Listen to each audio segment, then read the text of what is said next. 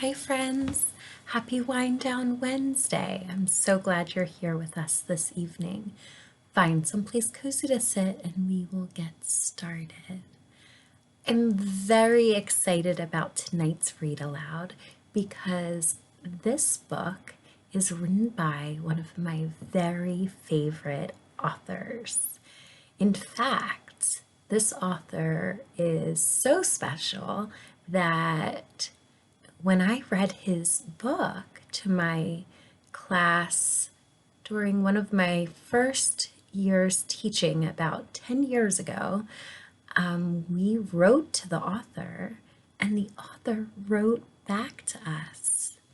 And he even sent some special gifts to the whole class. It was a really special day. The author is Kobe Yamada. He wrote the book titled, "What Do You Do with an Idea?" It earned the Independent Publisher Book Award. The pictures are by May Bessam. I think this is a great story to read, especially because we had beautiful weather and it reminds me of spring and summer, where we see lots of growth happening in our gardens and in nature. Let's begin. We always spend time reading the page where we see the dedication. And this was a book that was sent to me from Kobe Yamada. So it's extra special to me, and there's a important spot on my bookshelf for this story. His message says, "Erica, remember, ideas become things." And here's his signature. For shale and ever. Always remember, a single idea can change everything, which is so true. Dad, with thanks to my friends who always support me and my work, May Bessam. What do you do with an idea?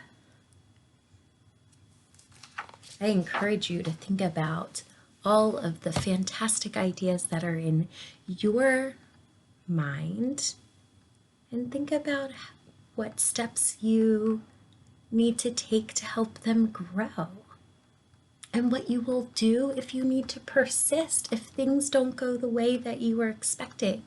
Maybe you need to be flexible. Come up with a different plan.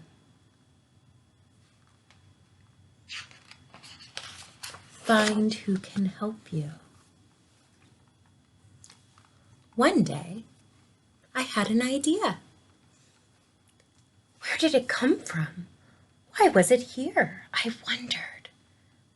What do you do with an idea?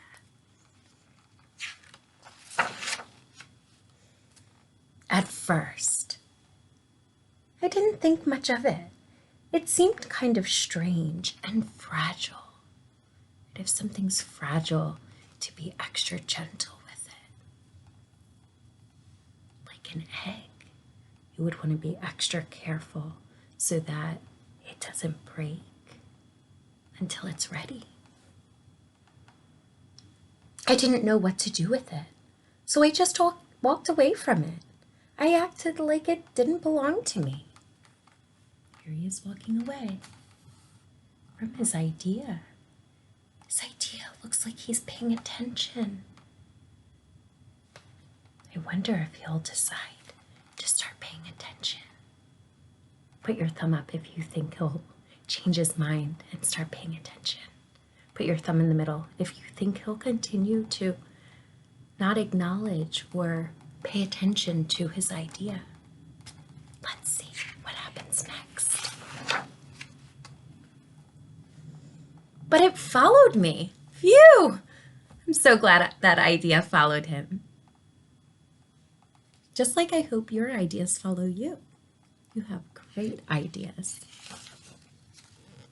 I worried about what others would think. What would people say about my idea? Have you ever thought about what people think of your ideas? I think about all the classes I've taught over the years and how we discuss taking responsible risks, sharing our ideas with others. It takes bravery to do that. Kiss your brain if you've ever shared your ideas before, especially when you were thinking maybe people wouldn't like your idea. I kept it to myself. I hid it away. I didn't talk about it. I tried to act like everything was the same as it was before my idea showed up.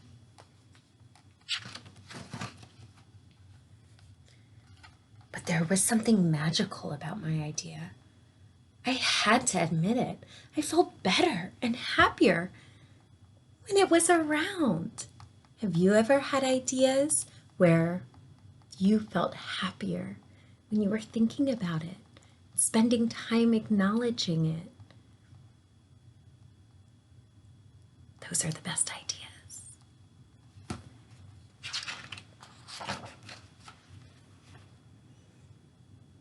It wanted food. It wanted to play. Actually, it wanted a lot of attention. We can see he's smiling. This idea must be a good one. It grew bigger, and we became friends. Oh, they're really connecting. Have you ever had an idea where you connected so well with it? It's exciting when that happens. I showed it to other people, even though I was afraid what they would say. Share with someone at home an idea you've had before that you were really excited about telling the world about. I was afraid that if people saw it, they would laugh at it. I was afraid they would think it was silly. I'm so glad that the class communities I've been a part of spend time listening with understanding and empathy when people share their ideas. And this is exactly why. It's helpful to encourage people to follow their ideas, especially if they cause happiness in their life.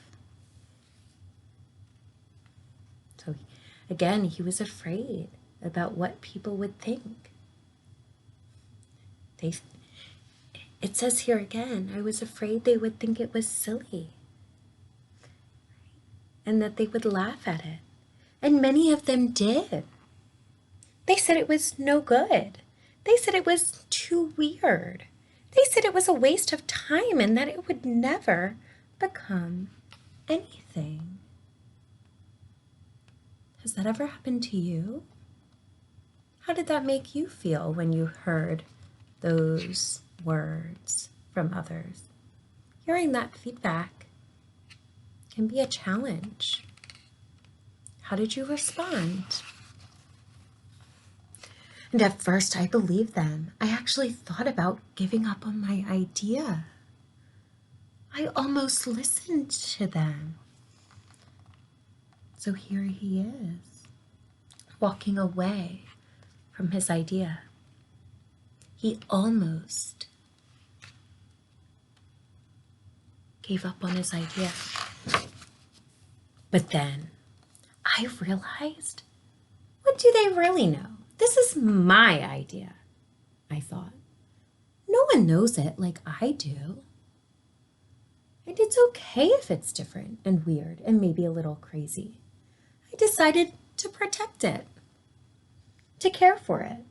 I fed it good food, I worked with it, I played with it, but most of all, I gave it my attention. Giving your attention to ideas that are really great and make you happy is a fantastic idea. My idea grew, and so did my love for it.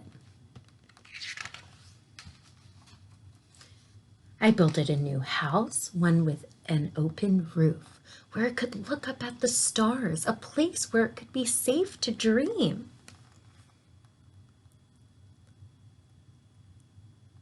It sounds like his experience is a lot like the classrooms I've been in.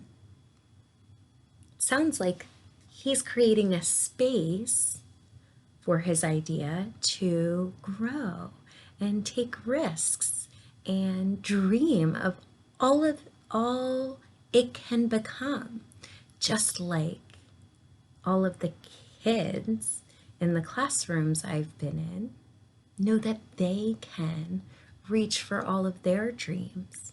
And if they're kind and they work hard and they work really hard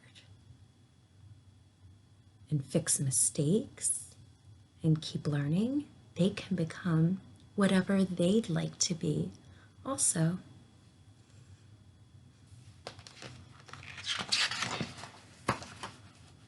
I liked being with my idea. It made me feel more alive, like I could do anything. It encouraged me to think big, and then to think bigger. It shared its secrets with me.